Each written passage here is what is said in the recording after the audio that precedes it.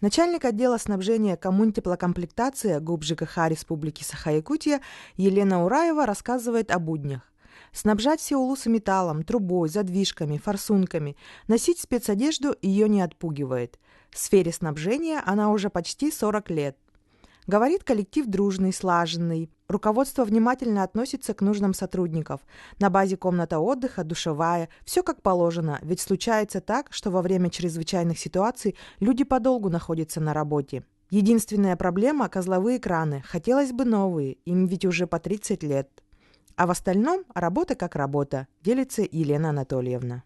Это открытые наши площадки, стеллажи для хранения металла и металлопроката и открытые площадки для хранения котлов и комплектующих к ним. Вся эта продукция идет для всех улусных ЖКХ. Сейчас уже начнется с той недели отгрузка в арктические улусы.